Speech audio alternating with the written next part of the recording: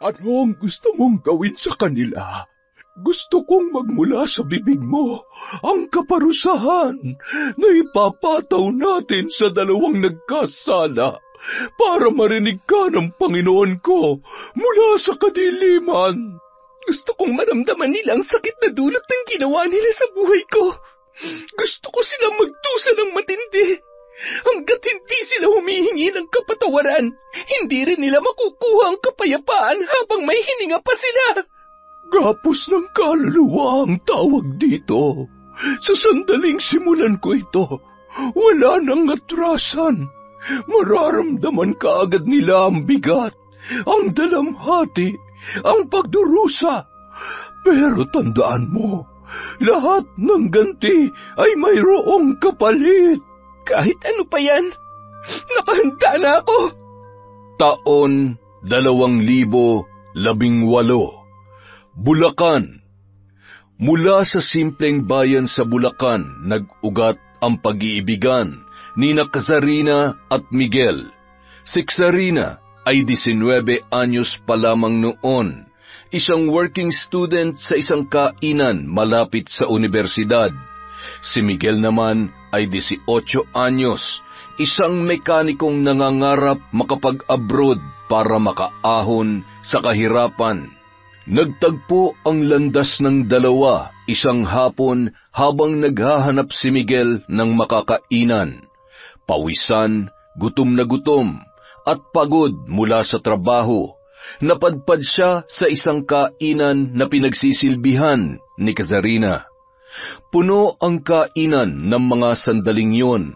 Abala ang dalaga sa paghahatid ng pagkain nang pumasok si Miguel na pawis at gutom na gutom. Magandang hapon. May bakanteng upuan pa po ba? Opo, kuya. Dito po kayo. Sandali lang po. Kukunin ko lang po yung menu.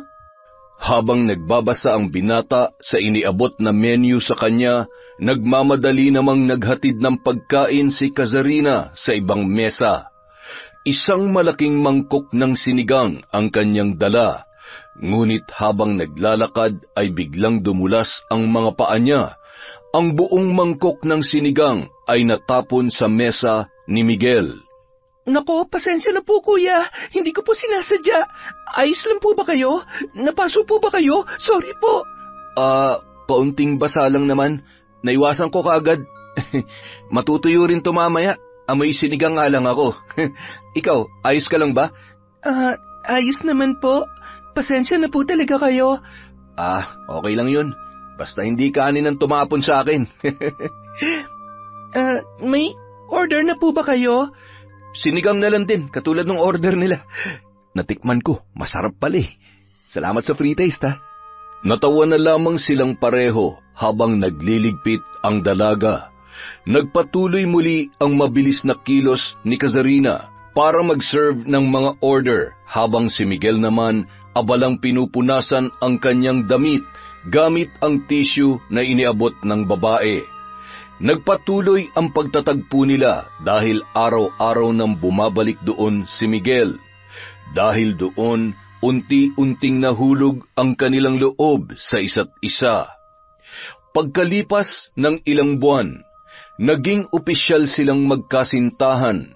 Walang marangyang regalo, walang sosyal na date, simpleng lugaw sa tabing kalsada at mga lakad sa parke ang bumuo sa kanilang pagmamahalan. Pero gaya ng ibang kwento, dumating sila sa realidad na hindi sapat ang pagmamahal para makabuo ng magandang kinabukasan. Kaya't napagdesisyonan ni Miguel na mag-apply bilang isang factory worker sa Korea. 4 years na tayo. Akalain mong umabot tayo ng ganito katagal, mahal? Parang kailan lang. Binuhusan mo pa ako ng sabaw ng sinigang para mapansin kita. Hoy, ang kapal mo ha? Hindi kita binuhusan, natapon kaya yun. Nagkataon lang na nasa mesa ka nang binagsakan ng dala kong sinigang. Parang kailan lang din nung sinusundo pa lang kita sa dorm nyo habang basang-basa ng ulan. At hindi ka pa marunong magdala ng payong nun. Hoy, may dala akong payong nun para sa iyo ha. Kazarina, meron nga pala akong sasabihin sa'yo. Huwag mo nga akong takutin ng ganyan. Wala ka naman sigurong nabuntis na iba, no? Nag-apply ako ng trabaho sa Korea at natanggap ako. Ano? Sa Korea? Oo. 1-year contract. Good pay. May libreng housing. Tapos may chance pa na ma-extend. Malaking oportunidad to. Napilitan ka na lang ba ngayon na sabihin sa akin yan kasi paalis ka na? Hindi naman sa ganun, mahal. Ngayon ko lang talaga nasabi kasi gusto kong sigurado muna. Hindi ko muna sinabi dahil baka hindi matuloy. Balak ko naman talagang sabihin sa'yo. Pasensya ka na, mahal. Kailan ka pa naglilihim sa akin? Ano pa mga nililihim mo, ha? Sabihin mo na ngayon para isang sakit na lang. Yun lang, mahal. Wala na akong inililihim sa'yo. Kailan ka pa nag-apply? Mga 8 buwan na rin. Nagsimula ako mag-aral ng Korean ng patago. Matapos mong sabihin na gusto mong magsimula na tayong mag-ipon. Hindi ko naman inakala na matatanggap ako agad. 8 buwan na pala tapos wala ka man lang sinabi sa akin. Baka kasi hindi ako pumasa sa exam eh. Ayaw ko rin naman na biglain ka. Gusto ko munang masiguro bago ko sabihin sa'yo. Araw-araw tayo magkasama pero wala akong kalam-alam dyan sa plano mo. Pinagmukha mo akong tanga. Kaya pala minsan parang wala ka sa sarili. Akala ko problemado ka lang sa trabaho. Yun pala, may iba ka ng pinaplano. Kasama ka naman sa planong yun, mahal. Lahat ng yun, para sa kinabukasan natin. Ayoko naman kasing habang buhay tayong umaasa lang sa kung anong meron ngayon. Gusto kong makapag-ipon, makabili ng lupa, at makapagpatayo ng sarili nating bahay. Gusto ko ng mas maayos na buhay para sa ating dalawa at sa ating magiging pamilya. Hindi mo na ako kailangang kumbinsihin. Alam ko naman na para sa atin yan. Masakit lang isipin na hindi mo ako isinasama sa plano. Naglihim ka sa akin, Miguel. Yun ang masakit. Sa tingin mo ba pipigilan kita kung sinabi mo sa akin na mas maaga? Hindi ko naman intensyon na ganyan ang maramdaman mo. Pero nagdesisyon akong hindi agad sabihin sa'yo dahil gusto ko munang masiguro. Kailan ang alis mo? Ang totoo, 2 linggo na lang ako dito. 2 linggo na lang tayo magsasama? Ayoko namang mapalayo sa'yo, pero kailangan eh. Tsaka babalik naman ako. Ano ka ba? Basta siguruhin mo ako pa rin ang babalikan mo, ha? Ako lang. Ikaw lang talaga, mahal. Ikaw lang palagi. Isang gabi, bago lumipad si Miguel papuntang Korea, magkahawak pa rin ang kanilang kamay habang nakaupo sa lumang upuan sa harap ng bahay ni Kazarina. Tahimik ang gabi, malamig ang hangin at parang pinipigil ng paligid ang bawat pagpatak ng oras para mas matagal nilang makasama ang isa't isa ng mga sandaling yun. Mahal, pasensya ka na ha. Hindi ako makakapunta sa airport bukas para ihatid ka. Maaga ang pasok ko eh. Alam mo naman yun, diba? Sayang, hindi tuloy kita maihahatid. Gusto ko sanang ako ang huling makikita mo bago ka lumipad. Okay lang yun, mahal. Hindi mo naman ako kailangang alalahanin pa. Mahalaga ang trabaho mo.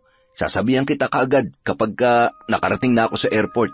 Kapag nakasakay na ako mamaya, matulog ka na, ha? Sige. Hindi naman to ang huli, panandalian lang to. Magsasama rin tayo kapag maayos ng lahat, mahal. Mag-iingat ka doon, ha? Lalo na tuwing gabi. Huwag ka masyadong magpuyat. Kumain sa tamang oras. Hindi puro mamaya na lang.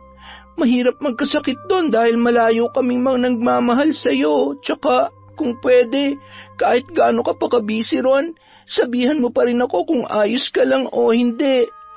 Ayokong manghula kung ano na nangyayari sa'yo. Hindi mo kailangan manghula. Ikaw kaagad ang una kong iisipin kapag may bakante akong oras. At ikaw pa rin ang gusto kong makausap kahit pagod na ako. Dapat lang. Kung may problema ka, sabihin mo, i-chat mo ako o tawagan. Kung may pagbabago sa nararamdaman mo, sabihin mo rin. Hinding-hindi magbabago ang pagmamahal ko para sa'yo. Malabong mangyari yan. Walang makakapagpabago nun. Mukha bang kaya kong magloko? Basta tandaan mo, ha? Hihintayin kita pagkatapos ng kontrata mo. I love you, mahal. I love you too, mahal. Babalikan kita dito. Kapag maayos na ako ron, kukunin kita para doon ka na rin magtrabaho, para magkasama tayo.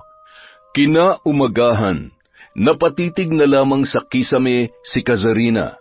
Hindi niya na namalayan kung gaano na siya katagal na nakatulala roon mula nang siya ay magising. Sa kanya lamang napagtanto na wala na si Miguel at wala nang maghahatid sundo sa kanya sa trabaho. Maya-maya, tumunog ang kanyang cellphone. Napangiti siya nang makita ang mensahe ni Miguel bago tuluyang sumakay ng eroplano na maghahatid sa kanya papuntang Korea. Bakas doon ang matinding pagmamahal ng kanyang nobyo. Makalipas ang 1 linggo, mula nang umalis si Miguel patungong Korea, unti-unti nang bumalik sa ayos ang araw-araw ni Kazarina. Ayaw niyang malunod sa lungkot, kaya nagdesisyon siyang ituon na lamang ang atensyon sa trabaho bilang isang call center agent sa Quezon City. Buong gabi siyang nakatutok sa trabaho, pero sa bawat bakanteng oras, hindi pa rin nawawala ang pangungulila kay Miguel. Madalas pa rin silang mag-usap sa video call na parang walang nagbago sa kanila sa kabila ng distansya sa isa't isa. Akala ni Kazarina ay magiging madali ang lahat sa kabila ng pagkakalayo nila ni Miguel, pero hindi pala yon ganoon kasimple. Nagsimula ang ilang mga pagbabago gaya ng tawag at mensaheng hindi kaagad nasasagot at mabilisang pag-uusap na lamang. Habang tumatagal, may pagkakataon na wala na siyang balita sa kanyang nobyo. Wala rin naman siyang magawa kung hindi maghintay na lamang, hanggang sa umabot yon ng 1 taon. Sinubukan niyang magpadala muli ng mensahe sa nobyo pero wala pa rin siyang nakuhang sagot. Inabot ng 3 linggo na wala pa rin siyang balita kay Miguel. Hanggang isang araw, kasalukuyan siyang naglalakad patungong sakayan ng bus habang bitbit ang bag at jacket nang maramdaman niyang tila nagdidilim ang kanyang paningin. Sakto namang huminto ang isang kotse sa kanyang harapan, dahilan para mapaatras siya ng bahagya. Hindi na sana niya yon papansinin, ngunit kaagad siyang napahinto nang marinig ang pamilyar na boses mula sa lalaking lulan ng kotse. Mahal! Napalingon siya nang may tumawag sa kanya. Hindi niya man kaagad na aninag ang muka ng nakadungaw sa bukas na bintana ng sasakyan, alam niya na si Miguel yon. Miguel? Akala ko nasa Korea ka pa. Kadarating ko lang, mahal. Surprise! Wait, Kazarina, buti naman naalala mo pa ako matapos ang 3 linggo na hindi mo pagsagot sa akin. Alam kong galit ka at may karapatan ka namang magdamdam ng ganyan. Hindi lang ako galit, Miguel. Araw-araw kitang hinihintay. Araw-araw ko nag-aalala. Walang kahit isang message galing sa'yo. Alam mo bang kung ano-ano nang naiisip ko? Hindi ko alam kung okay ka, kung tapos na tayo, o baka naman mawawala ka na talaga sa buhay ko. Iniwan mo ako sa ere sa loob ng 3 linggo tapos heto ka ngayon. Gugulatin mo na lang ako na nandito ka na pala sa Pilipinas. Pasensya ka na. Hindi ko intensyon saktan ka at bigyan ng dahilan para mag-isip ka ng kung ano-ano. Gusto lang talaga kitang sorpresahin. Pero may nangyari. Pagka-uwi ko, dumiretso ako agad dito para sunduin ka. Alam kong pagod ka, kaya gusto ko sanang maging komportable ka sa biyahe mo. Lagi na lang may dahilan. Lagi na lang gusto kitang sorpresahin. Hindi mo alam kung gaano kabigat ang nararamdaman ko. Pasensya ka na talaga, mahal. Nadisgrasya kasi ako sa Korea eh. Ano? Ay, hindi naman malala, pero nagkanda leche-leche lahat ng dahil dun eh. Aberya sa flight, sa trabaho, sa health ko. Masyadong marami nangyari, ang gulo lahat. Sinadya kong hindi na lang sagutin ang mga tawag at message mo dahil Baka makadagdag pa ako sa mga iniisip mo. Dapat sinasabi mo sa akin yung ganon. Kahit isang sagot lang sana, Miguel. Para na akong tanga sa kakaisip sa ginawa mong pambabaliwala sa akin. Alam mo ba yon, ha? Alam ko, mahal. Kasalanan ko yun, kaya pasensya ka na. Dahil sa matinding sama ng loob, sinubukan na lamang siyang suyuin ni Miguel. Ngunit pagka-uwi ng bahay, halos mabingi naman sila sa matinding katahimikan habang kumakain ng pandesal at iniinom ang natitirang kape. Hindi pa rin ikinwento sa kanya ni Miguel ang lahat ng detalye tungkol sa nangyari. Tinanggap na lamang ni Kazarina ang paliwanag ng kanyang nobyo kahit na alam niyang may kulang doon. Hindi dahil wala na ang galit niya, kundi dahil pagod na rin siyang magtanong ng paulit-ulit. Hindi nagtagal, tumayo na siya para iligpit ang tasa, pero pinigilan siya ni Miguel at marahang hinawakan ang kanyang kamay. Ako na, pahinga ka na lang para makatulog ka na, mahal. Gigisingin na lang kita mamaya kapag nakaluto na ako. O mas gusto mo ba na sa hapunan na lang para mas makabawi ka ng tulog? O teka, bakit mo ako tinititigan? May problema ba, mahal? Sobrang namiss kita. Ako rin, mahal. Sobra. Patanghali na maalimpungatan si Kazarina habang nakaunan sa braso ni Miguel na nakayakap naman sa kanya. Hindi niya namalayan na nakatulog na siya sa sobrang antok at pagod. Ang lalim ng pahinga mo kanina pa. May problema ba? May gusto ka bang sabihin? Mahal? Ano yun? Babalik ako sa Korea. Ha? Kailan? Sa susunod na buwan. Nag-extend ang kontrata eh. Kailan mo pa ito napagdesisyonan? Bago pa ako umuwi, kinausap ako ng manager namin. Kulang pa raw sa tao, lalo sa night shift. Inalok ako ng panibagong kontrata. Mas mataas ng konti ang sahod, tapos may dagdag na overtime pay. Ang sabi mo nun, maghahanap ka na lang ng trabaho dito sa Pinas kapag nakaipon ka ng konti pagkatapos ng kontrata mo. Oo nga, mahal, yun talagang plano.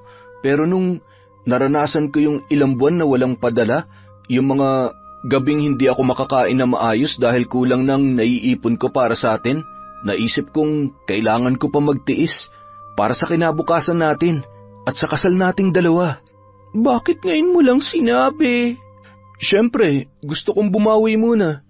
Gusto kong maramdaman mong nandito pa rin ako para sa'yo. Ayaw ko namang kauuwi ko pa lang problema agad ang dala ko.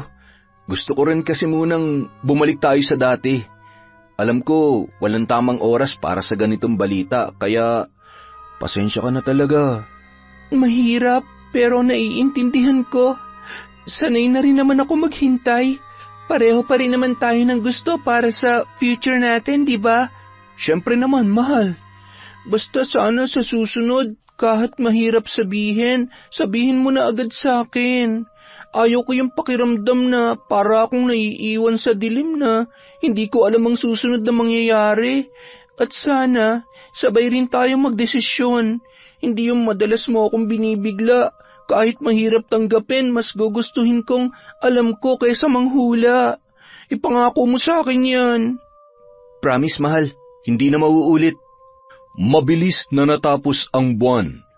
Babalik na ulit si Miguel sa Korea. Habang nasa himpapawid ang eroplanong sinasakyan niya, ay tahimik lamang siyang nakatingin sa maliit na bintana. Sa kapal ng ulap ay hindi niya na maaninag ang paliparan, kung saan ilang oras pa lamang ang nakalipas mula nang magkayakap sila ng kanyang kasintahan. Tahimik ang naging pamamaalam nila sa isa't isa. Para sa kanyang nobya, sapat na ang mga sandaling yun para muling kumapit sa relasyon. Pero ang hindi niya alam, hindi lang malamig na dormitoryo ang babalikan ni Miguel sa Korea. Miguel! Ah, Joy! Grabe, ang tagal mong nawala. Akala ko hindi ka na babalik. Namiss kita sobra. Namiss din kita. Hindi ka halos nagparamdam habang nasa Pilipinas ka tapos namiss mo ako? Hay nako, Isang beses ka lang nag-chat tapos wala na. Pasensya ka na, love. Ang dami lang kasi nangyari at inaasikaso sa bahay. Okay lang, huwag ka na magpaliwanag. Alam ko namang sinulit mo lang na makasama ang pamilya mo. Basta nandito ka na ulit. Yun ang mahalaga. Halika na, magluluto ako mamaya. Anong gusto mo, ha? Kahit ano, basta luto mo. Kung malamig ang simoy ng hangin, mainit na yakap at halik ni Joy naman ang sumalubong kay Miguel sa Korea. Si Kazarina naman tahimik na nakaupo sa gilid ng kama. Hawak ang kanyang cellphone ng mga sandaling yon. Nakatitig siya sa mga message nila ni Miguel, pero wala pa ring bagong mensahe. Sa pagkakaalam niya ay nakarating na yon sa Korea. Siguro ay nagpapahinga lamang sandali, dala ng matinding pagod.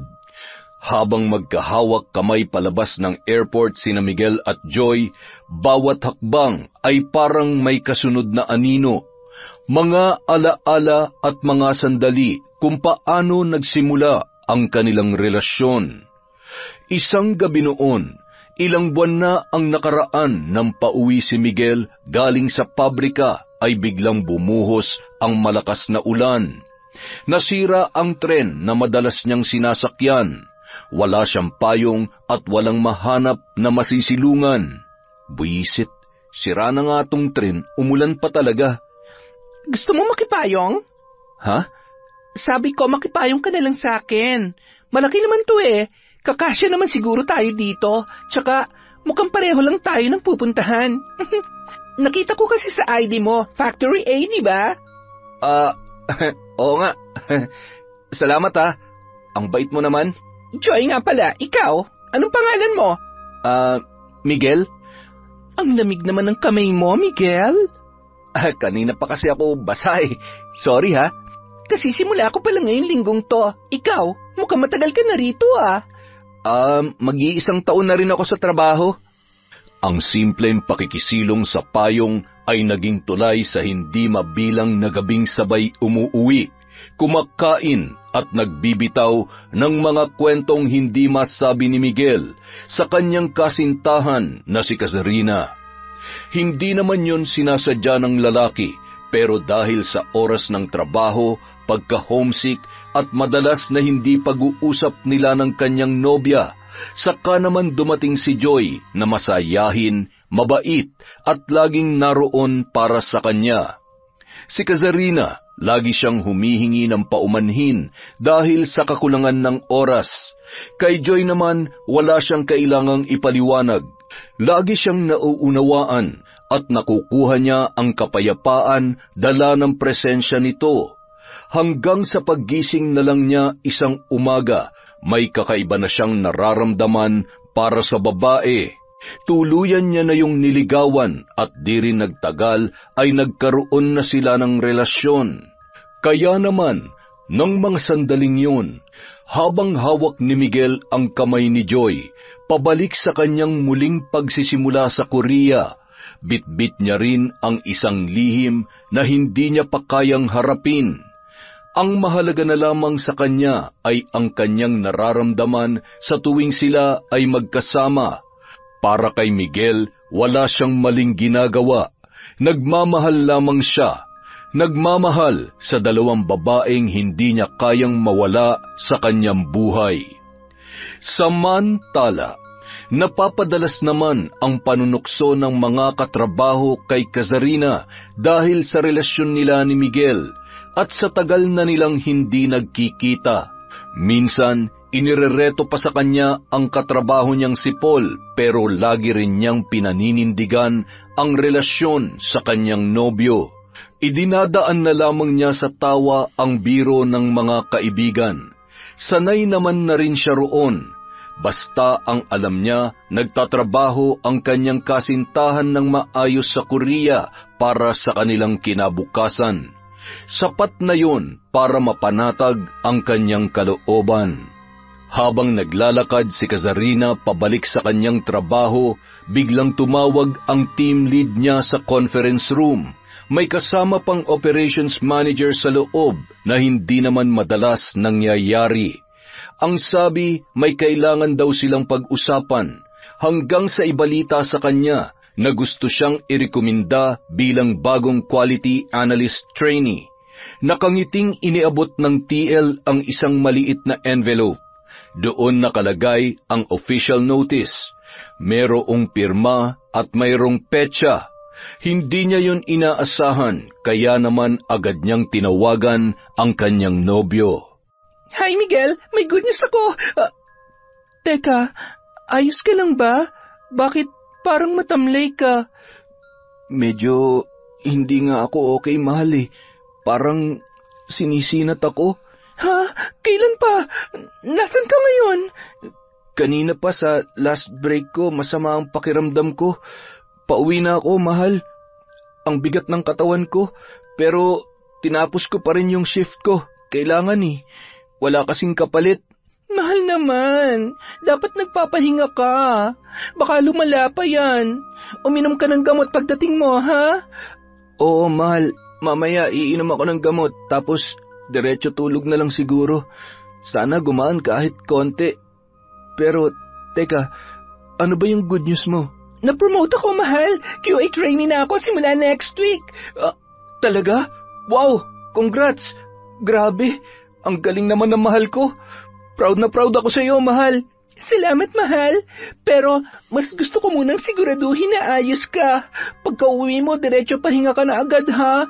Tapos, huwag ka na lang kaya munang pumasok bukas. Magpa-check up ka para mas makasiguro tayo kung ano na yan. Salamat. Ikaw talaga. Ako pa rin ang iniisip mo kahit ikaw tong may balita. Mas masaya yung good news kung kasama kang healthy sa pagsa-celebrate eh. Promise mo sa akin, pag naramdaman mong lumalala, punta ka agad sa klinik, ha? Yes, ma'am. Promise yan. Sige na, bye na muna. Ingat ka sa biyahe pa uwi. Chat mo ako kapag nakauwi ka na, ha? I love you. I love you too. Ingat ka rin sa pagpasok mo, ha? Chat mo na lang ako kung may kailangan kang sabihin. Kapag may time akong hawakan tong cellphone ko, magre-reply lang ako kaagad. Pagkatapos ng tawag na yun, napalitan ng lungkot at pag-aalala ang nakangiting muka ni Kazarina. 3 araw pa lang itong nakakabalik ay dinapuan na agad ng sakit. Alam niyang mahirap ang trabaho ng binata sa pabrika, lalo na at may sakit pa yon. Tiyak na walang mag-aalaga at mag-aasikaso sa lalaki sa ganoong sitwasyon. Kung malapit lang sana siya ay mapupuntahan niya agad ang kanyang nobyo. Huminga siya ng malalim at nangako sa sarili na mas pagbubutihin pa niya ang kanyang trabaho. Gusto na niyang mapabilis ang ginagawa nilang pag-iipon at makamit na ang pangarap nilang dalawa ni Miguel, para hindi na rin umalis ulit palabas ng bansa ang kanyang kasintahan. Taimtim siyang nanalangin at gumawa ng pangako sa sarili na habang umaangat siya, sisiguraduhin niyang kasama si Miguel sa bawat hakbang. Mananatili siyang tapat sa kanyang nobyo hanggang sa matupad na nilang pareho ang mga pangarap nila sa buhay. Samantala, sa kabila ng kawalan ng presensya ng kanyang nobya ay hindi naman pinabayaan si Miguel ng kanyang karelasyon na si Joy. Oh, Joy, anong ginagawa mo rito? Asikasuhin ka, ano pa ba? Bumili lang ako ng gamot mo. Grabe, ang bilis kong nag-out kanina para lang mauna dito para sana kapag nakauwi ka na, makakakain ka kaagad. Pero naabutan mo pa ako nagluluto. Kakauwi mo lang din ba? Kanina pa, tumawag ka kanina na masama ang pakiramdam mo, di ba? Hindi na ako dumaan sa apartment. Dumiretso na ako dito para makabili ako ng lulutuin ko. Wow! Ang sarap ng luto ko. Hindi ka na sana nag-abala pa. Kaya ko naman yan mag-isa. Sabi mo nga masama ang pakiramdam mo, di ba? Heto, kumain ka na para makainom ka na agad ng gamot. Wow, sinigang. Nabanggit mo dati na paborito mo yan, di ba? Kaya nga yan na niluto ko para makakain ka ng marami. Masarap ako magluto. Ay, siya nga pala. Bumili ako ng gamot. Inumin mo agad pagkatapos mong kumain, ha? Grabe ka. Salamat talaga, love, ah. Wala yon. Ikaw pa ba? Hala, mainit ka na. May lagnat ka na nga talaga. Kung kailangan mo bukas mag-day off, sabihin mo agad sa supervisor, ha? i-chat mo na lang. Ako nang bahalang magpaliwanag bukas kung gusto mo. Sige. Tara na, kumain na tayo. Bakit isa lang ang pinggan? Mamaya na ako kakain. Iba munang kakainin ko. Ay nako, ikaw talaga, may sakit ako eh. Makalipas ang ilang oras, pinagmamasdan ni Joy si Miguel na mahimbing na natutulog habang nakayakap sa kanya. Idinaan niya ng magaan ang daliri sa buhok nito pababa sa pisngi. Simula pa lamang alam na niyang may ibang babae si Miguel sa Pilipinas. Alam niyang may naghihintay sa lalaki at ang babaeng yon ay legal at kilala ng pamilya. Babaeng marahil ay pinapangarap pa rin makasama ng kanyang nobyo sa hinaharap. May ilan siyang impormasyong nalaman tungkol sa nobya ni Miguel na si Kazarina. Hindi man marami pero sapat na yun. Hindi siya bulag at lalong hindi siya inosente. Sinubukan niyang kalimutan noon ang umuusbong pa lamang na damdamin para sa binata, lalo na at malaki ang agwat ng kanilang edad. 24 anyos ang lalaki, samantalang siya naman ay 30 na. Pero habang tumatagal ang ginagawa niyang pagpipigil, mas minamahal niya na rin si Miguel. Siya na ang gumawa ng paraan para mas mahulog ang loob noon sa kanya. Hindi naman siya nabigo dahil niligawan siya ng lalaki at naging sila ng dalawa. Nung mga sandaling yun, siya ang pinili at sapat na yun para sa kanya. Mananatili siya sa relasyon nila, hindi dahil hindi niya alam kung ano ang tama, kundi dahil mahal niya ang lalaki. Pumikit na lamang si Joy. Kinukumbinsi ang sarili na wala siyang inaagaw sa ibang babae. Samantala, halos lahat ng mga kasama ni Kazarina ay sabik ng makauwi, habang siya naman ay nananatili pa rin sa kanyang station at tila walang planong kumilos. Muling sinulyapan ng babae ang kanyang cellphone na nasa mesa habang inaayos ang working table bago umuwi. Napabuntong hininga na lamang siya nang makita na hindi pa rin nagre-reply si Miguel sa kanyang huling mensahe. 2 linggo na mula nang huli silang mag-usap ng mahaba. Nitong mga nakaraang araw, napapadalas na ang pagsasawalang bahala ng binata sa mga message na nagmumula sa kanya. Napakatagal bago sagutin ni Miguel ang mga yon. Ang oras ng pag-uusap nila bago siya matulog ay hindi na rin natutupad, at tuwing hindi sila nakakapag-usap, palaging may nakahandang dahilan ang lalaki. Pero kahit na ganoon, mas hinahabaan na lamang niya ang kanyang pasensya. Sa kabila ng mga bumabagabag sa kanya, pinipilit pa rin niyang panghawakan ang pangako ng kanyang kasintahan. Naging mabilis ang paglipas ng mga linggo. Rest day ni Kazarina noon. Masama ang kanyang pakiramdam kaya natulog na lamang siya maghapon. Pinilit niyang bumangon at humarap sa kanyang laptop hanggang sa makatanggap siya ng video call mula sa kanyang nobyo. Hi, mahal. Kumusta ka na? Sabi mo tatawag ka kahapon. Sorry, napagod ako sa trabaho kaya hindi kita matawag-tawagan, mahal. Tsaka lagi rin overtime. Okay, sige. Pero may problema ba? Wala.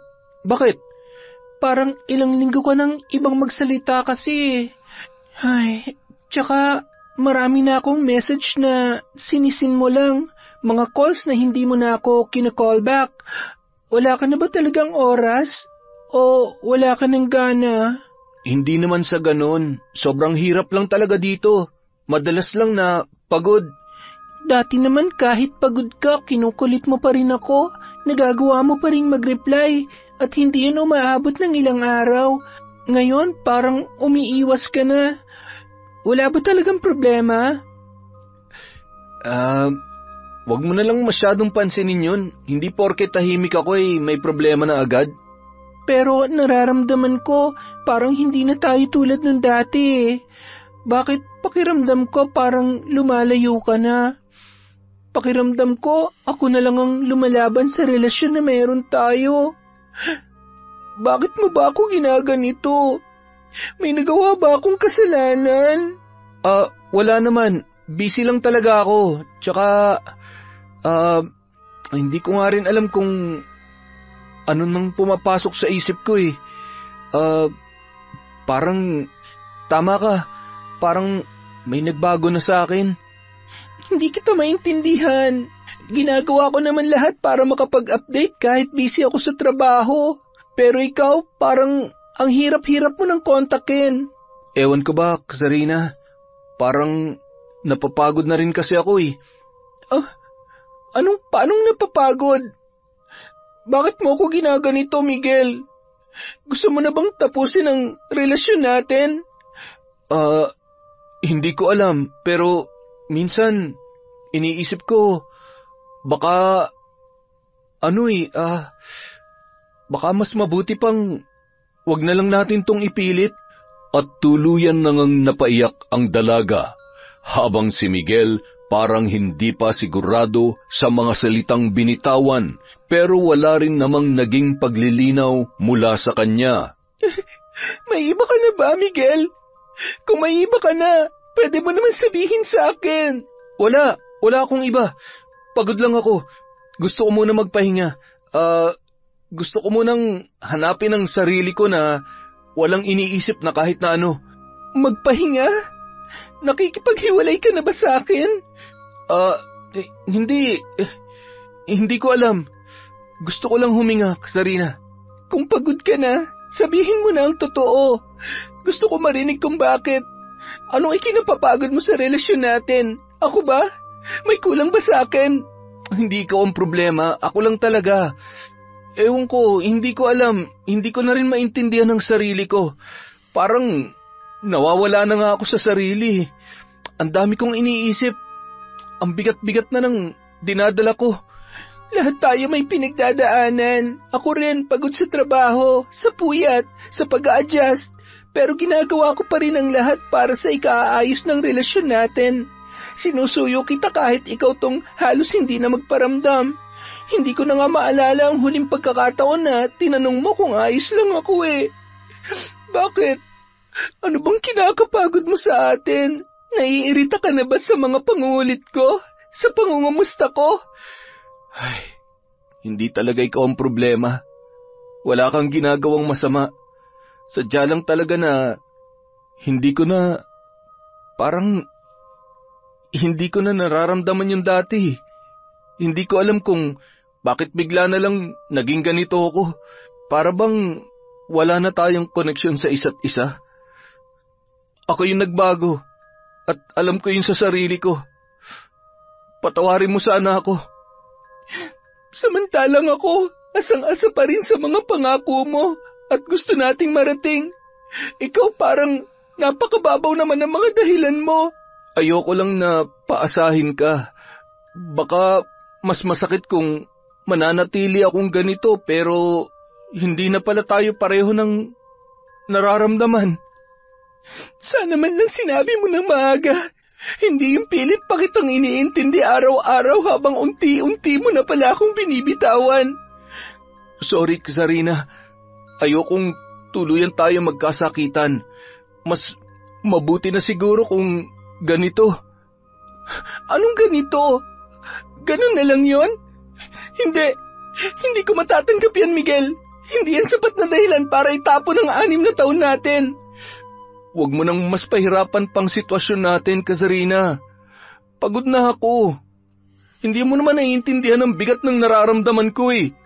Kung pagod ka, sabay nating pasanin. Hindi ba ganun tayo noon? Tsaka ikaw na nga ang nagdesisyon para sa ating dalawa nung bumalik ka pa para magtrabaho sa Korea. Hanggang ngayon ba naman, Miguel? Kailan ba ako pwede magdesisyon para sa ating dalawa? Ginawa ko yun dahil ako nakakaalam kung ano ang dapat. Ikaw masyado kang nakakapit sa nakaraan. Sa kung ano tayo noon. Hindi. Ang pinanghahawakan ko ay ang mga pangako mo. Sinabi mo walang iwanan. Tama na, Kazarina. Hindi mo ba naiintindihan? Gusto mo bang diretsuhin ko pa? Ayoko na! Doon biglang naputol ang pag-uusap ng magkasintahan. Naiwan si Kazarina sa harap ng nakabukas na laptop habang patuloy sa pag-iyak. Sinubukan niyang tawagan ulit si Miguel pero bigo na siyang makontak ang lalaki. Nag-chat siya pero wala rin siyang nakuhang sagot. Tila may patalim na bumabaon ng paunti-unti sa puso niya nung gabing yon habang siya ay litong-lito pa rin sa kung anumang nangyayari. Maraming tanong sa kanyang isipan na nangangailangan ng kasagutan, pero hindi niya alam kung paano masasagot ang mga yon. 1 linggo na ang lumipas mula nang tuluyang maputol ang ugnayan ni Kazarina at Miguel. Simula noon, para bang naging ibang tao na siya dahil sa nangyari. Wala sa sarili, matamlay at tahimik. Ang dating masigla na palaging may tanong at palaging nakangiti ay para ng isang aninong naglalakad sa loob ng production floor. Matagal na rin siyang nagsimula sa trabaho bilang quality assurance trainee sa kumpanya, ngunit sa kabila ng maingay na paligid, tila bingi si Kazarina sa lahat ng mga naririnig.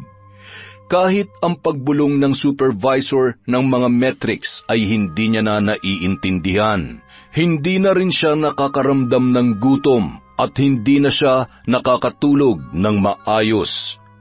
Ginawa niya ang lahat para makontak si Miguel. Tumawag, nag-chat, pero lahat ng yun ay nabigo. Naging desperada na siya para lamang makausap ang binata, ngunit ni isa sa mga paraang ginawa niya ay walang umubra. Kazarina, ayos ka lang ba? Kanina pa kita nakikitang nakatitig lang dyan sa monitor, Oo, ayos lang ako. Sigurado ka? Hindi ka naman ganyan dati, Ang tamlay-tamlay mo, tsaka parang ang lalim ng iniisip mo. Pagod lang siguro ako. Dumadalas din ang pagsakit ng puson ko. Baka malapit na akong datnan, kaya siguro ganito ako. Sigurado ka ba? Mike, parang nahihilo ako. Mabilis ang naging reaksyon ng lalaki. Nasalo niya agad ang katawan ni Kazarina bago pa tuluyang bumagsak sa sahig. Hinawakan niya ang likod ng dalaga at inihiga sa bakanteng couch sa lounge area. Mabilis na tumawag ng medic ang isa sa mga trainees at agad ring tumawag ng nurse mula sa klinik. Dumilat si Kazarina matapos ang ilang minuto, ngunit nanghihina pa rin ang dalaga. Pinayuhan siyang magpahinga muna. Ngunit nang marinig ng nurse ang kanyang reklamo tungkol sa pananakit ng puson, hilo at pagsusuka na nararamdaman mula pa noong umaga, ay pinayuhan siya nito na mas mabuting magpa-check up agad sa ospital o sa klinik sa labas at magpatingin sa OB-GYN para mas masuri siya ng maayos. Base raw kasi sa mga sintomas at sa pagkahimatay niya, may posibilidad na buntis siya. May mga kagamitan naman daw sila, pero mas mabuting sa OB-GYN na siya magpatingin. Nabigla siya sa narinig. Natahimik siya sa sinabi ng nurse. Paulit-ulit na bumabagabag sa kanyang isipan ang tanong kung ano ang kanyang gagawin. Sakaling buntis nga siya ng mga panahon na yon. Masyado yung mabigat sa kanya, lalo na't hindi pa siya nakakabangon sa bigat ng huli nilang pag-uusap ni Miguel. Kinabukasan, day off ng dalaga, sinamahan siya ni Mike para pumunta sa isang pribadong OB-GYN na malapit sa kanyang tinutuluyan. Nanginginig ang mga kamay niya na hawak ang maliit na appointment form habang hinihintay ang tawag ng nurse sa loob. Madalas niyang isinisisi sa stress at puyat sa training ang kanyang mga nararamdaman. Kung hindi pa nabanggit ng nurse ang posibilidad na siya ay buntis, hindi niya maiisip na hindi pa siya dinadatnan. Pumasok na si Kazarina sa consultation room nang tawagin ng isang nurse ang kanyang pangalan. Naiwan naman sa labas si Mike. Bumungad sa kanya ang magaang aura ng isang lalaking doktor. Hi, Miss Kazarina. Hello po, Doc. Base sa sinabi mo kahapon sa nurse, hindi ka pa dinaratnan. May iba ka pa bang nararamdaman na hindi naman madalas nangyayari sa'yo? Opo, masakit din po ang puson ko tapos parang wala akong ganang kumain. May mga pagkakataon din pong nakakaranas ako ng pagkahilo. May history ka ba ng irregular period? Wala po. Okay, mag-pregnancy test muna tayo. Tapos magsasagawa tayo ng transvaginal ultrasound para makasiguro. Lumipas ang ilang minuto matapos isagawa ang pagsusuri sa ihi at dugo ng dalaga. Tahimik siyang nakaupo sa harap ng lamesa ng OB habang hinihintay ang resulta. Para siyang mahihimatay sa kaba ng mga sandaling yun. Maya-maya, bumalik na ang nurse at iniabot ang resulta sa doktor. Tahimik ang doktor habang tinitingnan ang papel. Pagkatapos ay tumingin yun sa dalaga. Kasarina, positive ang resulta ng pregnancy test mo. Po? Buntis ka. Base sa sintomas at pagka-delay ng buwan ng dalaw mo, more or less 6 to 7 weeks ka ng buntis. Paglabas ni Kazarina mula sa consultation room, bakas sa mukha niya ang gulat at matinding emosyon. Anong sabi ng doktor? Mike, buntis daw ako. Tahimik ang loob ng sasakyan habang pauwi sina Mike at Kazarina. Katahimikang puno ng tanong, ng pangamba at ng damdamin na hindi niya mawari. Mula pa noong nagsimula silang mag-training, magkabady na sina Mike at Kazarina. Parehong masipag, mabilis matuto at madalas magkasama sa lunch break. Hindi man lantaran, alam ng dalaga na matagal nang may espesyal na nararamdaman ang binata para sa kanya. Ngunit sa simula pa lamang, naging malinaw na ang hangganan sa kanilang pagitan. May nobyo si Kazarina at magkaibigan lamang silang dalawa. Tanggap naman yun ng lalaki.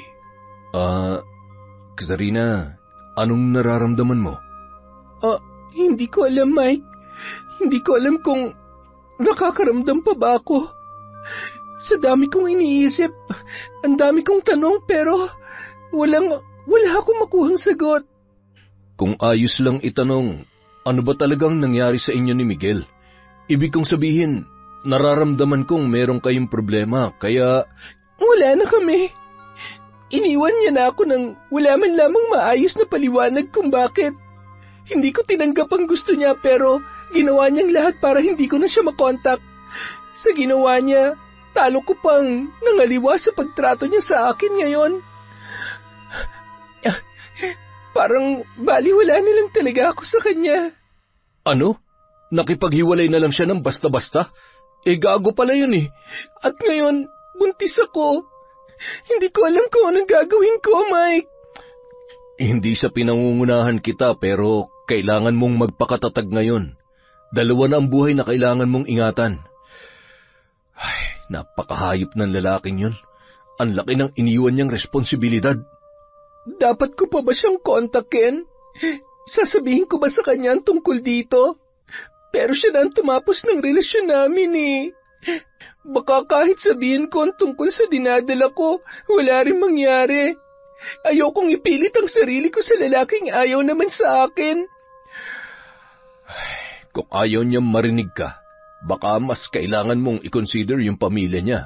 Sa kanila mo kaya sabihin, may karapatan din silang malaman yan. Naisip ko na rin yan, pero natatakot ako. Paano kung pati sila wala rin pakialam? Hindi ko alam kung kaya kong harapin lahat ngayon ng mag-isa. Kailangan ko muna ng panahon para mag-isip. Hindi ka mag-isa, Kazarina. Nandyan ang pamilya mo. Nandito ako. Hindi ko man kayang solusyonan lahat ng problema mo, pero kung kailangan mo ng kakampi, nandito ako. Salamat, Mike. Hindi ko alam kung anong gagawin ko kung wala ka. Lagi ako nandito, Kazarina. Hindi lang bilang kaibigan, kundi bilang taong handang tumulong sa'yo kahit sang kapadalhin ng laban na to. Sabado ng gabi, Nasa isang semi-private function room ng rooftop resto bar ang team nina Kazarina. Nagkakatuwaan sila roon matapos ang isang matagumpay na buwan sa Matrix. Punong-puno ng tawanan at kwentuhan ang lugar. Halos lahat ay dumalo at kabilang na roon ang dalaga. Tahimik lamang siya sa isang tabi at pangiti-ngiti, ngunit sa loob-loob niya, bit-bit pa rin niya ang bigat ng 2 linggong pananahimik ni Miguel. Sa kabilang mesa naman, naroon si Leia, ang pinakabago sa kanilang grupo. Palibhas ay bagong sweldo, kwento ng kwento ang dalaga habang may hawak na cellphone at kausap ang kaibigan. Maya-maya, narinig niyang nagsalita ang babae at may ipinakitang litrato sa kasama. Kuha raw yun sa Korea noong nakaraang buwang bakasyon ng dalaga kasama ang iba niya pang mga kamag-anak. Wala naman sanang intensyon si Kazarina na makinig sa usapang yun, ngunit muling nakuha ni Leia ang kanyang atensyon nang marinig niya ang sinabi nito sa kanyang katabi. Yung isa dyan, boyfriend ng pinsan kong nasa Incheon. Napakurap-kurap siya sa narinig at sa hindi malamang dahilan ay bigla na lamang binundol ng kaba ang kanyang dibdib. Lalo na sa sunod na sinabi ng dalaga. Yan si Miguel, boyfriend ng pinsan ko, OFW rin. Magkatrabaho nga sila sa factory eh. Doon na napalingon si Kazarina sa katabing mesa. Bahagya pa siyang nag-alangan noong una, pero dahil sa narinig na lugar at pangalan ng lalaking pinag-uusapan, nagpasya na siyang tumayo para makiusisa. Miss, pasensya na si Storbo ha, pero pwedeng malaman kung anong apelido ng Miguel na pinag-uusapan nyo? May kakilala rin kasi akong nasa Incheon, magkapangalan sila. Sa pagkakatanda ko, Kazarina, Reyes yata, Miguel Reyes. Ayun kami tapos ito ang pinsan ko, si Ate Joy. Tapos yun naman si Miguel, ang boyfriend niya. Ang sweet po nila, no? Saglit na sinulyapan ng dalaga ang litrato at doon na nga niya nakumpirma ang kanyang hinala. Ang Miguel na 2 linggo nang hindi nagpaparamdam at hindi malinaw ang dahilan ng pakikipaghiwalay sa kanya, at ang lalaking nasa litrato na ipinakilala bilang nobyo ng ibang babae ay iisa lamang. Para siyang binuhusan ng malamig na tubig nang mapagtantong ang lalaking yun din, ang ama ng batang nasa kanyang sinapupunan. Leia, sorry ha, pero gano'n na kayo katagal magkakilala ni Joy at saka ni Miguel? Ha? Bakit mo naman po natanong yan, Miss Kazarina? Si Ate Joy halos buong buhay ko. Pinsan ko siya sa mother's side. Si Miguel naman, mga 1 taon na siguro. Sabi ng pinsan ko nagkakilala sila sa Incheon. Katunayan nga, halos 2 buwan pa lang mula nang ma-deploy si Joy. May picture na sila ni Miguel na parang masyado na sila malapit sa isa't isa. Binibiro ko pa nga siya noon kung boyfriend ba niya o hindi, pero tinatawanan niya lamang ako. Yun pala, sila na talaga. 4 na buwan ng araw eh. Ano? 4 na buwan? Opo, Miss Kazarina. Bagay na bagay nga sila eh. Sabi pa nga ni Ate Joy, parang kapalaran daw nila na makilala ang isa't isa. Kasi parang si Miguel daw ang naging sandalan niya nung bago pa lamang siya sa Korea. Pakiramdam ni Kazarina, bibigay na ang mga tuhod niya sa labis na panghihina matapos ang mga narinig niya mula kay Leia. Mabuti na lamang dumating na ron si Mike na narinig pa ang pagbanggit ng babae sa pangalan ng dati niyang nobyo. Tama ba ako na narinig? Si Miguel Reyes ang pinag-uusapan niyo? Grabe, famous pala si Kuya Miguel dito. Hindi naman, pero kilala ko siya. Siya lang naman ang boyfriend ni Miss Kazarina. 6 na taon na silang magkarelasyon. Nang hihinang napakapit si Kazarina sa mesa, unti-unting nagiging malinaw na sa kanya ang lahat ng mga sandaling yun. Namilog naman ang mga mata ni Leia at dahan-dahang napatingin sa kanya. Huminga siya ng malalim at sinubukang pakalmahin ang sarili bago muling magsalita. Hindi ko gustong guluhin ang gabi niyo, pero boyfriend ko si Miguel Reyes at hindi ko alam na matagal na pala siyang may ibang karelasyon. Naku, Miss Cazarina, pasensya na. Akala ko single siya nung naging sila ni Ate Joey eh. Sabi niya kasi may nakarelasyon na raw siya dito noon pero wala na raw sila. Wala na? Hindi niya ba nasabi na ipinagpalit niya ang 6 na taong relasyon nila ni Miss Cazarina sa... Mike, tama na. Pwede bang ihatid mo na lamang ako? Mukhang hindi ko na kayang mag-commute pa uwi eh. Medyo sumama ang pakiramdam ko. Pasensya na kayo ha. Salamat sa kwentuhan. Enjoy nyo na lang ang party. Mauna na ako sa inyo. Pagkahatid sa kanya sa bahay, sa kanya lamang pinakawalan ang namumuong mga luha. Pagal ang katawang humiga sa kama. Laman pa rin ng isip niya ang nangyari kani-kanina lamang. Dahil doon, naisipan niyang magbukas ng social media account para hanapin ang pinsan ni Leia na nasa Korea. Nang lumitaw ang profile ni Joy, ay kaagad na tumambad sa kanya ang mga video at mga litrato ng babae na kasama si Miguel. Mayroon doon na magkahawak kamay pa ang dalawa at mayroong ding nasa kotse na napakalambing sa isa't isa. Habang parami ng parami ang mga litrato at video na kanyang nakikita, pabigat din ng pabigat ang kanyang nararamdaman. Malinaw na sa kanya ang lahat. Sapat na ang mga yon para masagot ang mga katanungan sa kanyang isipan. Dahil doon, naisip niyang i-message ang babae matapos mag-send ng friend request. Nagulat siya nang agad yung tinanggap ni Joy. Sa tulong ng pinsan nitong si Leia ay nagkaroon siya ng pagkakataon na makausap ang dalaga tungkol kay Miguel. Pumayag naman si Joy matapos siyang kausapin ng kanyang pinsan. Ilang segundo lamang ay lumitaw na si Joy sa screen. Bakas sa mukha ng babae ang matinding kaba na nararamdaman. Hi. Ikaw si Cazarina, hindi ba?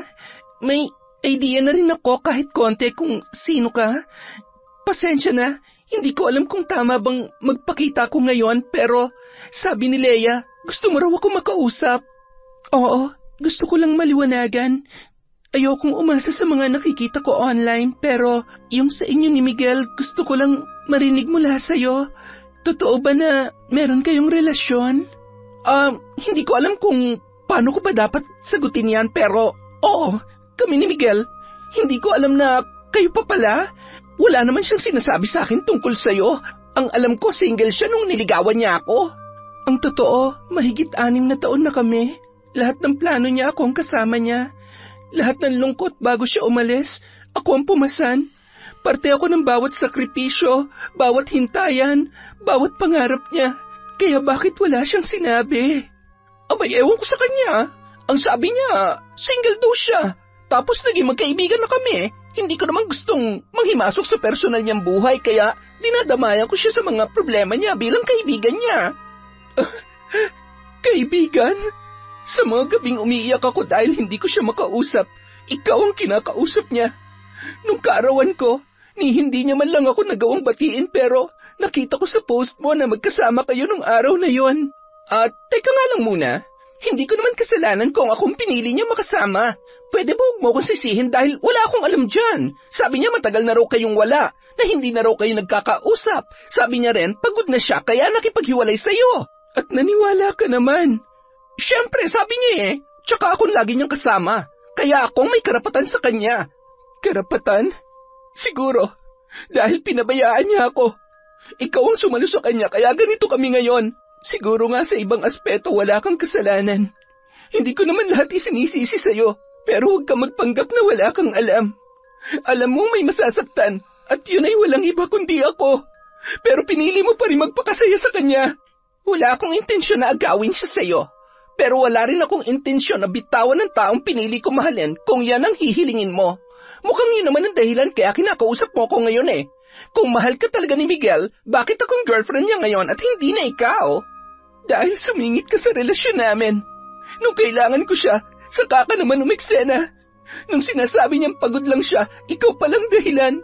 Hindi mo siya inagaw. Pero sa tono ng pananalita mo, mukhang desperada ka talaga makuha siya. Hay nako, ang hirap mong umintindi. Uulitin ko, hindi ko siya inagaw. Binigay niya ang sarili niya ng kusa. Hindi ba mas masakit yon? Alam mo, mas mabuti siguro kung kalimutan mo na siya. Dahil kumbaga sa tao, patay na ang relasyon na meron kayo.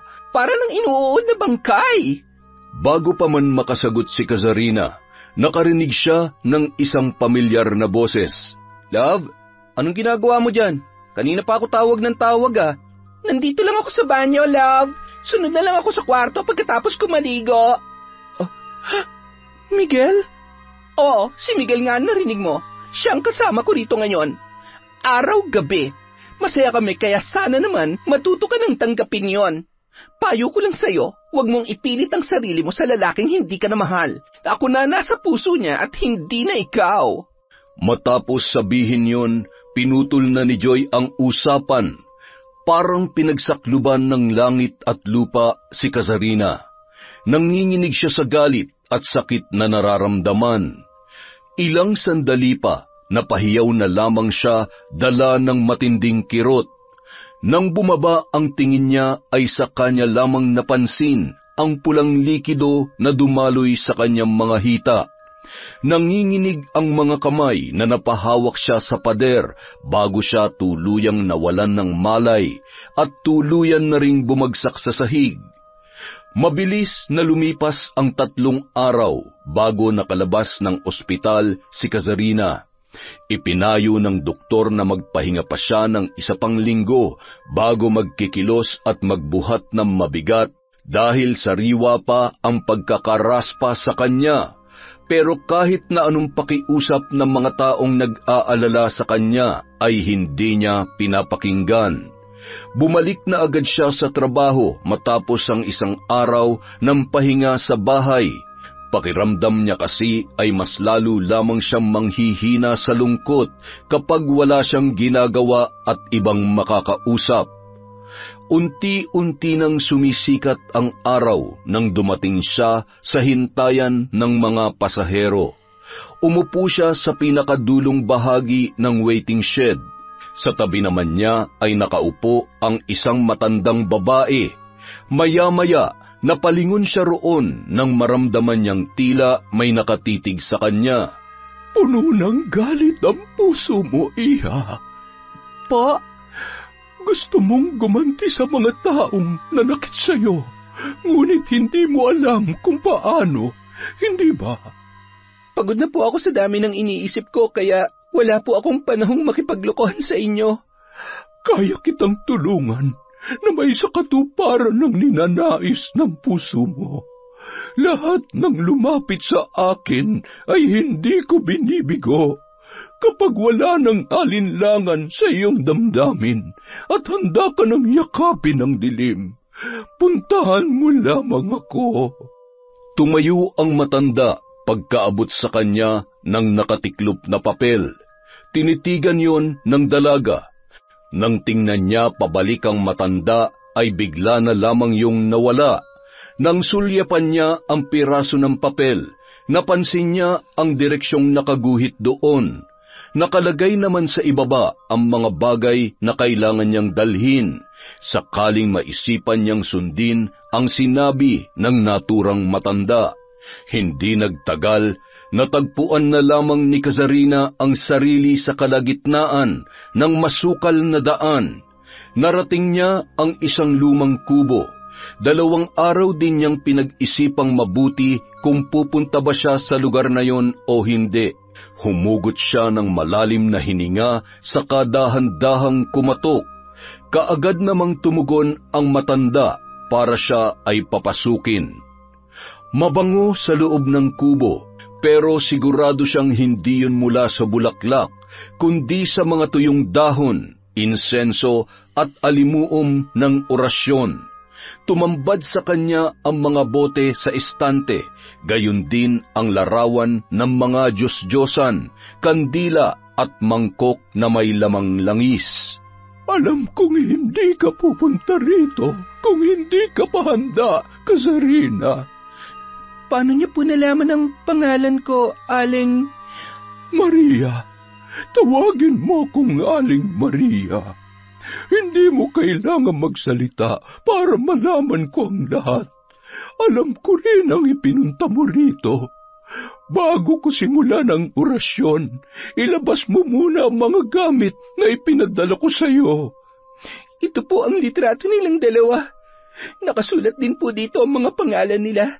Dinala ko rin po ang jacket ni Miguel. Anong gusto mong gawin sa kanila? Gusto kong magmula sa iyo ang kaparusahan na ipapataw natin sa dalawang nagkasala sa iyo para marinig ka ng Panginoon ko mula sa kadiliman. Gusto kong maramdaman nilang sakit na dulot ng ginawa nila sa buhay ko. Gusto ko sila magdusa ng matindi. Hanggat hindi sila humihingi ng kapatawaran, hindi rin nila makukuhang kapayapaan habang may hininga pa sila. Ang tawag dito ay gapos ng kaluluwa. Sa sandaling simulan ko ito, wala nang atrasan.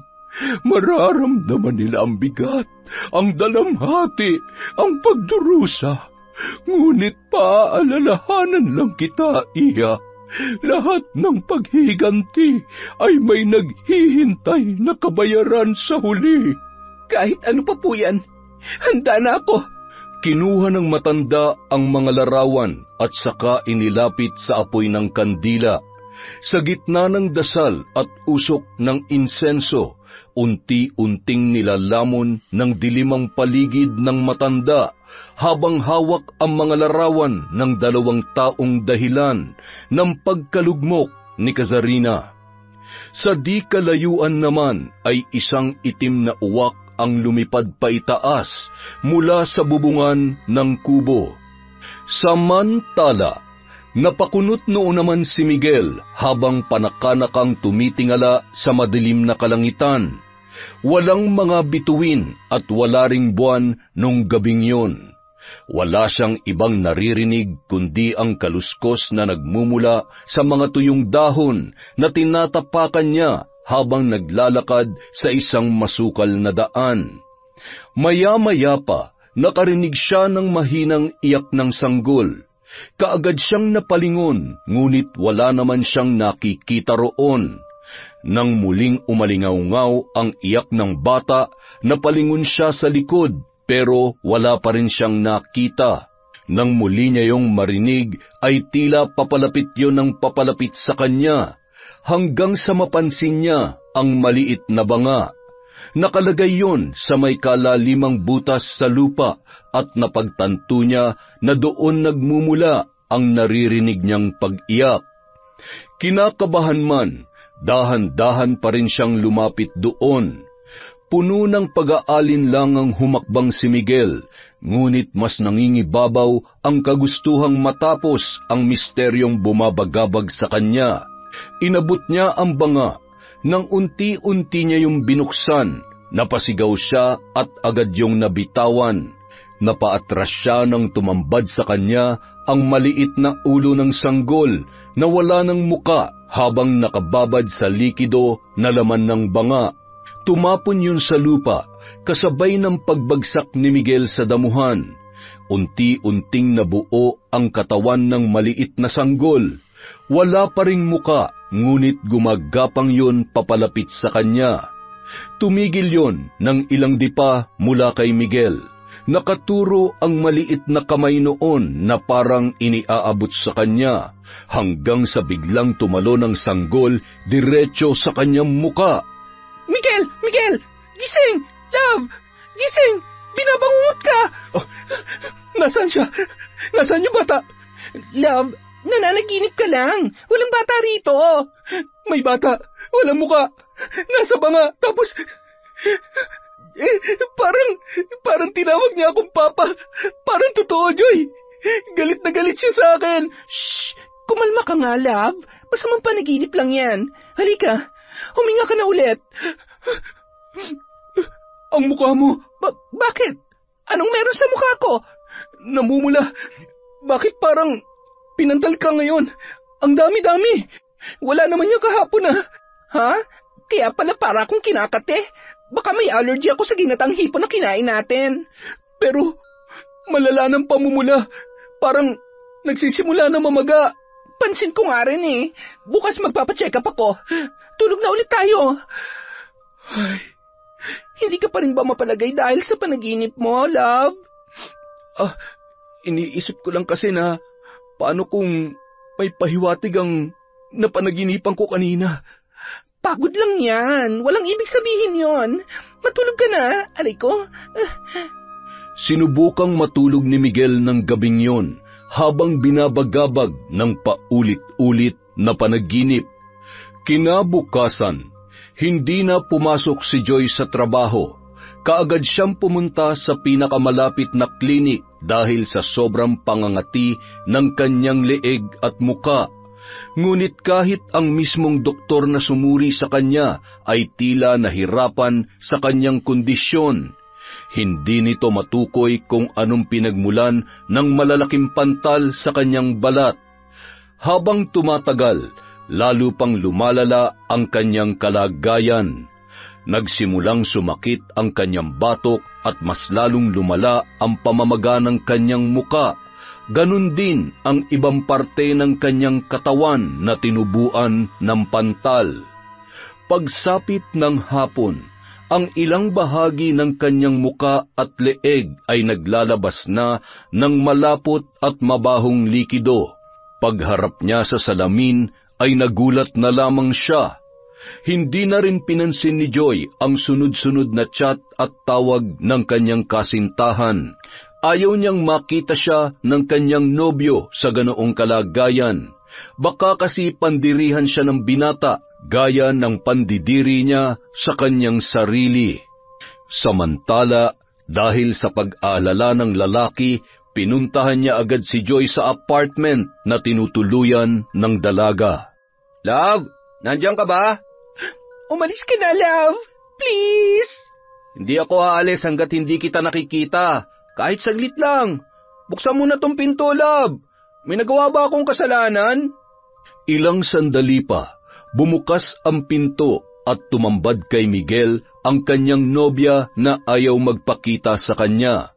Natutop niya ang bibig nang makita ang itsura ng dalaga. Diyos ko, ano nangyari sa'yo?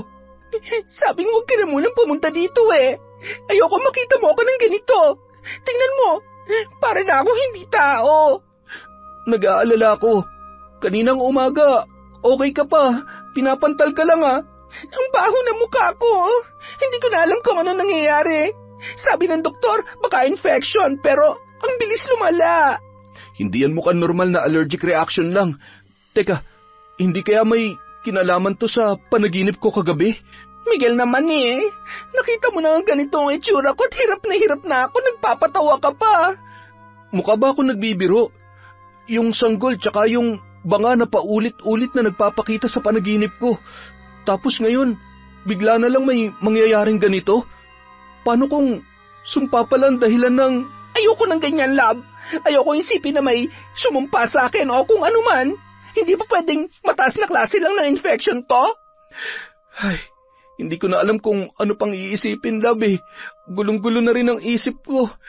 Ilang araw nang paulit-ulit ang bangungot ko. Tapos kanina, ewan ko ba kung napaparanoid lang ako, pero nung papasok na ako sa trabaho, hanggang sa pagpunta ko dito, meron akong nakikitang itim na ibon.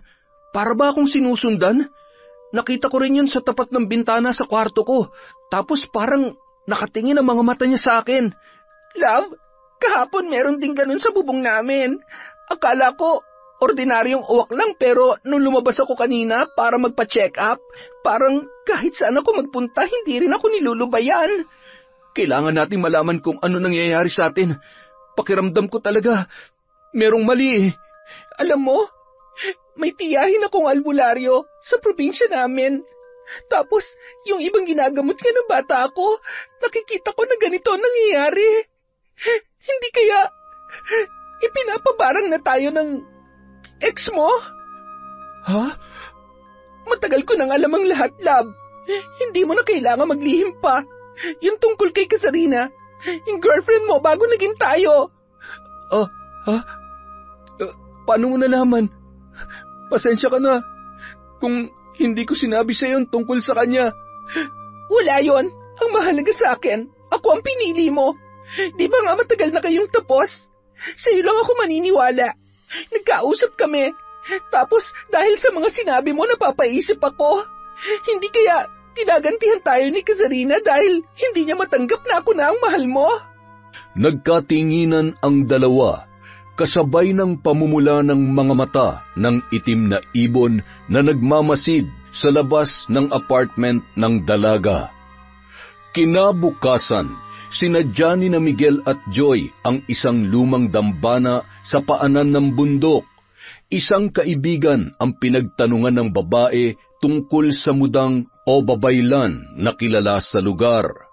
Habang binabaybay ang daan, nanuot agad sa ilong nila ang amoy ng insenso.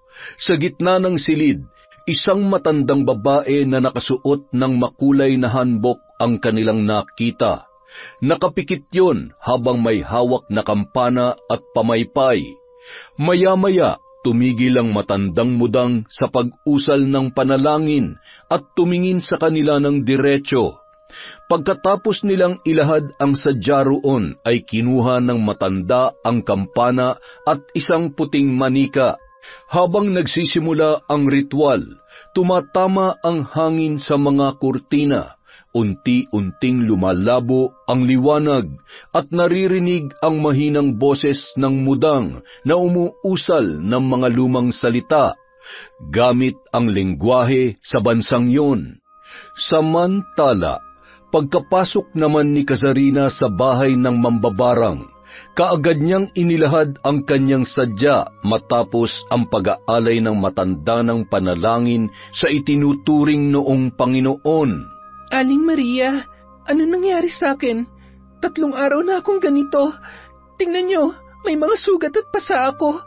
Ibang kutob ko kaya pumunta na ako dito. Anong gagawin ko?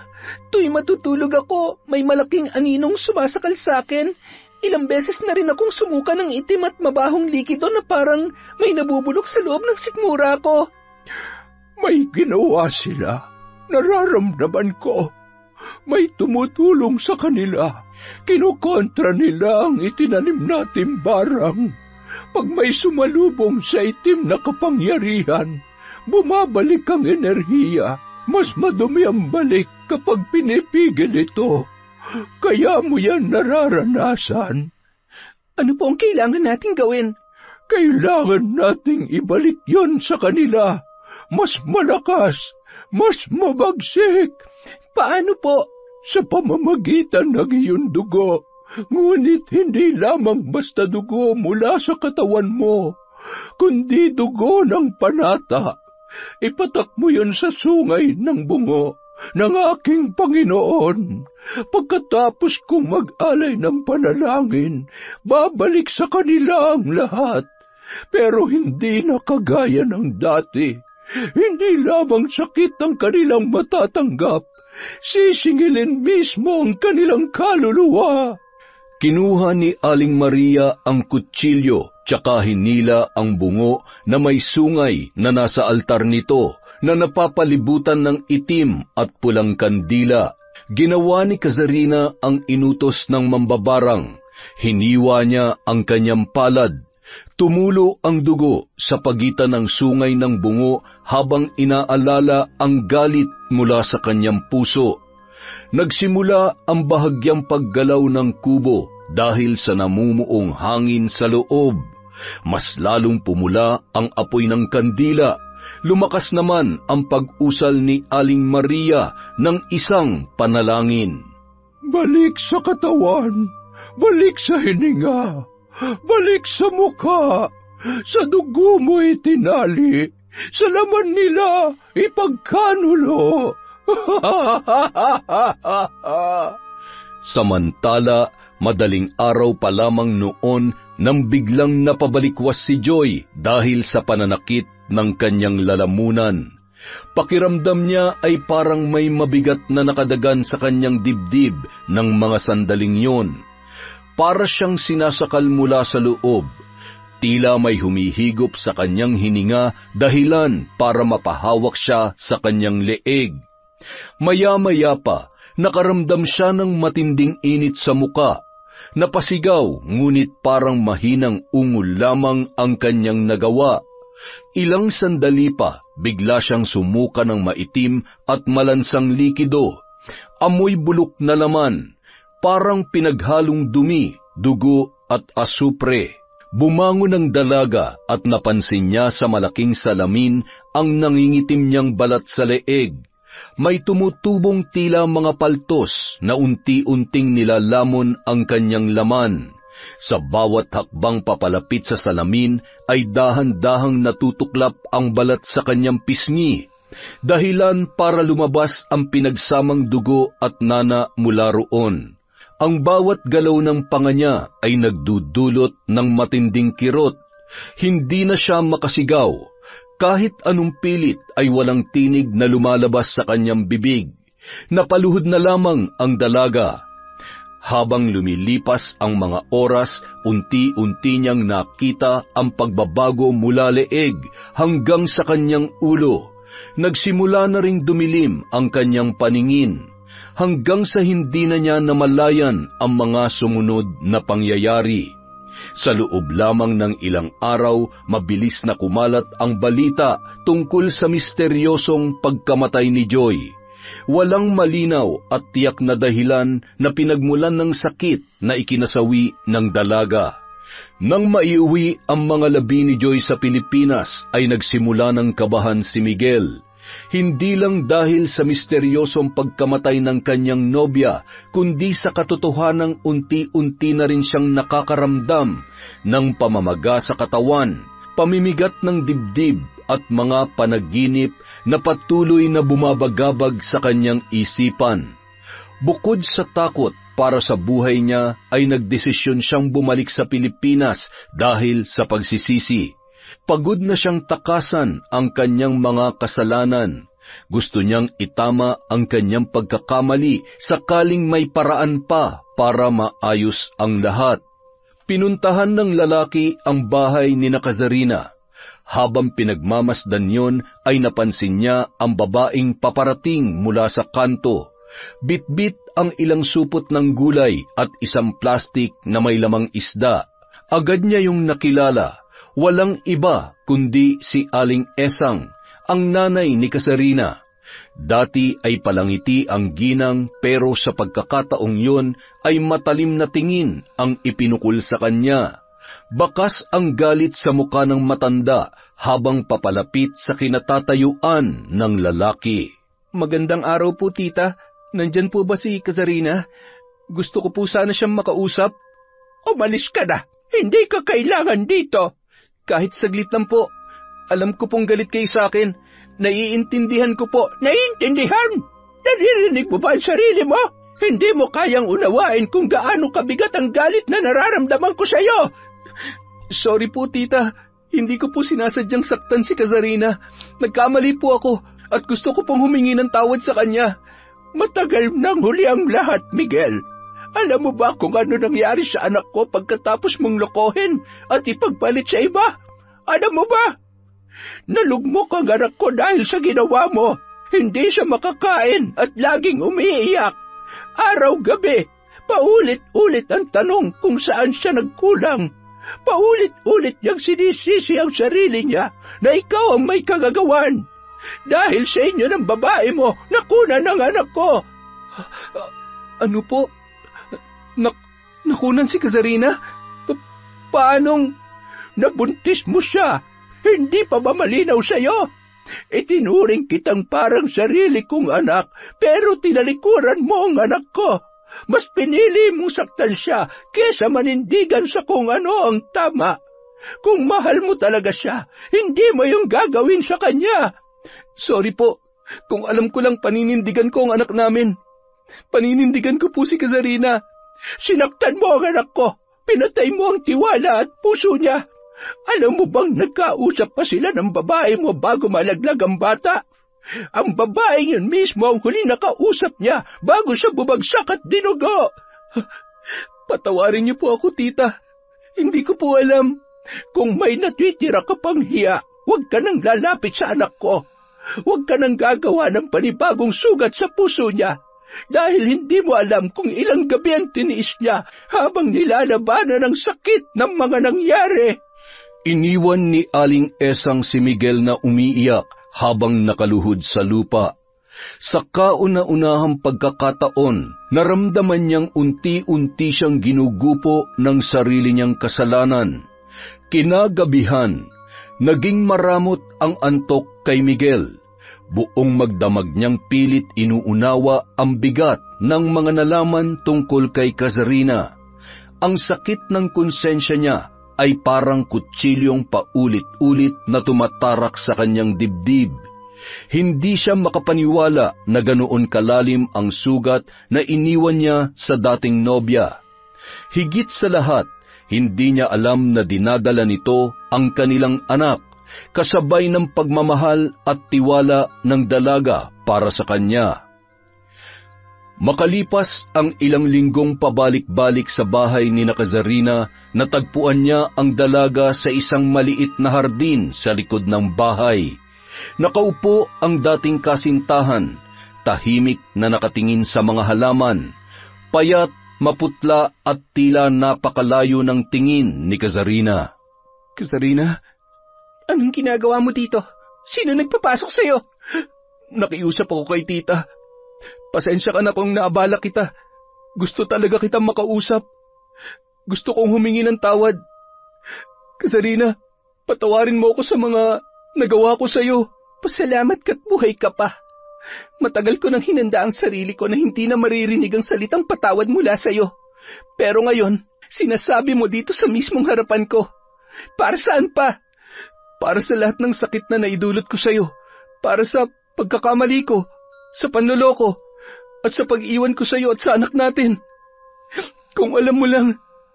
Dahil sa mga narinig ay bumalik kay Kazarina ang rason kung bakit nagawa niyang hanapin ang isang uri ng hustisya na hindi kayang ibigay ng batas o ng isang dasal. At yun ay ang sakit ng pag-iwan sa kanya at ang pagkawala ng kanyang anak. Hindi man niya kayang mapatawad si Miguel noon, ay sigurado siya na ayaw na niya mabuhay pa sa galit. Sa pagkakataong yun, nagawa na niyang lingunin ng lalaki habang punong-puno ng lungkot at hinanakit ang kanyang mga mata. Alam mo bang kahit nung iniwan mo ako, kahit nasasaktan ako, nanalangin pa rin ako na balikan mo ako, na sana may isip mong mali ang pinili mo. Pero hindi, pinili mong sumaya habang unti-unti mo akong binubura sa utak mo. Patawad. Kung alam ko lang na buntis ka, paninindigan ko ang anak natin. Hindi! Huwag mong gamitin ang bata para iligtas ang sarili mo. Wala ka nung kailangan ka namin. Wala ka nung gabi na halos hindi ako makahinga sa sakit. Wala ka nung duguan akong isinugod ni nanay sa ospital. Wala ka, Miguel. Nandun ka sa babae mong wala ni katiting na hiya sa kataksilan yung dalawa. Kazarina, hindi ko alam kung paano ako makakabawi sa lahat ng yon. Pero kahit isang beses lang, hayaan mong itama ko yun ng paunti-unti. Patawarin mo ako. Hindi ko alam kung may natitira pang parte sa puso ko para kayanin kong mapatawad ka. Kahit hindi mo ako mapatawad ngayon, salamat pa rin. Maghihintay ako. Umalis ka na. Nanatiling tahimik ang dalaga habang unti-unting nawawala sa likod ng tarangkahan ang anino ni Miguel. Ngunit kahit papaano ay gumaan ang kanyang loob nang aminin ni Miguel ang pagkakasala kahit huli na. Hindi man lubos na nabura ang sugat ay sapat na yun para makahinga siya sa lahat ng nangyari. Lalo na noong marinig ang paghingi ng tawad ng taong minsang sumira sa kanya at sa buhay na pinangarap nilang buuin. Pumasok na sa bahay ang dalaga. Napahawak siya sa namimigat na dibdib. Kitang-kita niya ang sariling refleksyon sa salamin. Halos hindi niya na makilala ang kanyang sarili. Hindi dahil kay Miguel, kundi dahil sa kanyang sarili. Bago pa man kumalat ang balita tungkol sa pagkamatay ni Joy, ay bigla na lamang nagkasakit ang kanyang kapatid. Hindi rin maipaliwanag ng mga doktor at habang tumatagal, palalayon ng palala. Pinanghinaan siya nang makita ang kapatid niyang nakaratay, namamayat at halos hindi na makagalaw sa ospital. Ngunit ang pinakamasakit sa lahat ay nung mapagtanto niya na siya pala ang dahilan kung bakit yon nangyayari. At nang gabi ring yon, nadatnan niya ang nanay niyang umiiyak habang nakaluhod sa harap ng altar. Ipinagdarasal ang pagbuti ng lagay nilang magkapatid. Doon na tuluyang bumigay si Kazarina. Ang galit sa puso niya ay dahan-dahang kumalma para sa pamilya niyang wala namang kasalanan, ngunit unti-unting nadadamay dahil sa kanyang kagagawan. Kinabukasan, napagpasyahan niyang bumalik kay Aling Maria, dala ang isang supot ng asin, kandila at larawan ng kapatid niya para sa gagawing ritual. Pakibawi na po ang barang kay Miguel, Aling Maria. Handa na po ako sa magiging kapalit. Matindi ang itinanim mong galit. Kaya kapag pinawi, ikaw mismo ang sasalo ng lahat. Kalusugan mo o mismong buhay mo ang maaaring kapalit nito. Handa na po ako sa mangyayari. Basta wag lamang sila. Wag lamang po ang pamilya ko.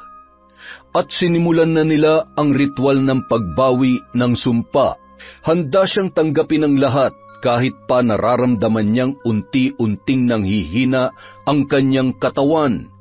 Isang kapalit ng kalagayang gusto niyang ibigay sa kanyang pamilya. Sa mismong araw na yon, nagsimulang bumalik sa normal ang kanyang kapatid. Si Kazarina naman ay lalong namayat, namutla at nagkaroon ng kakaibang sakit. Sa huli, natagpuan na lamang ni Kazarina ang sarili sa hardin, habang napapalibutan ng mga halamang siya mismo ang nagtanim. Saksi ang mga yon sa muli niyang pagbangon. Natuto siyang palayain ang sarili sa puso at galit na naging mitya ng kanyang maling desisyon. Hindi niya alam kung hanggang kailan mananatili ang lakas ng kanyang katawan. Basta ang alam niya lamang, hindi pa roon natatapos ang lahat dahil doon pa lamang siya magsisimulang muli. Yon! Napakaganda naman po ng kwento natin, Paghihiganti. Ang lupit. Dahil dyan, meron tayong shout out para walang nagtatampo. Simulan po natin kay Lira Luna. Hi. Shout out po kay Candida de Balucos, Belen Malbas, Crisgel Mamado. Hi po kay Frederick Ganagana. Hi kay I Love Traveled, Christine Roring from Marco, Pataktakan. Hi kay Pamela Allen. Hello po kay Luwal Natividad Andres. Hi kay Janet Cisneros. Hello kay Maria Lee Nakagawa. Hi kay Chris Alcantara. Shout out kay Mariam Duca. Kay Condesa. Hi po kay Violi Laharso. Kay Heli Borja. Kay Edna Lau. Shout out kay Jennifer Mauricio. Hi kay Maria Katrina Manyakap. Hello po kay Takpin Lax from Larry Desabille. Kay Virginia Pontillas. Hi kay Didet Torsende. Kay Mel Santarita. Kay Angelina Ignacio. Kay Earth Heart the Great Vlog. Hello po kay MGS14. Shout out sa family ni Elvira Malakas sa Kalibo, Aklan. Hello po kay Wendy Tugas. Hi kay Silent Garden. Kay Marites Nalika. Shout out kay Ephraim Chan.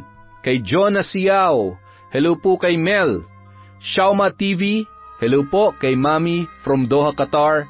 Kay Vicky Yabut. Shout out kay Crisilda Badayo, kay Hondra Delin. Hello po sa De La Cruz family from Jocelyn De La Cruz. Shout out kay Glenda Galido. Hello kay Faye Yuson. Hello po kay Mark Edel Makiling, Ignacio and Julakit family of Tabuk City, Kalinga. Hi kay Barner Baki, construction worker sa Azuela Cove, Davao City. Hello po sa Diebo at Besidelias family from Rochelle, Diebo. Hi kay Jeneline Mix Vlog. Hello kay Norsam Dalgan, kay Ami Yong, kay Lydia Lopez. Hi po kay Chona Baynosa, kay Resel Galope.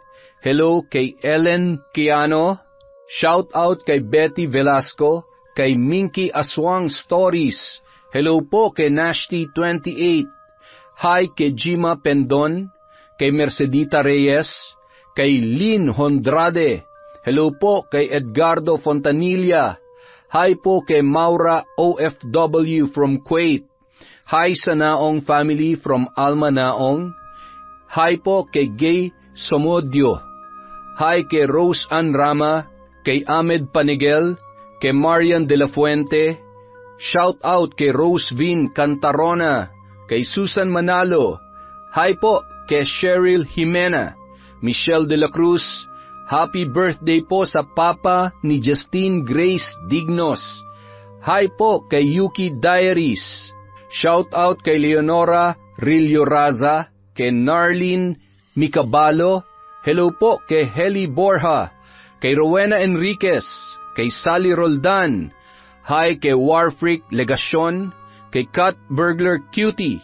Hello po kay Marilu Camelon, kay Christina Katamisan, sa 3F Laundry Shop from Kapatagan, Digos. Hello po kay Cecil Vlog 64.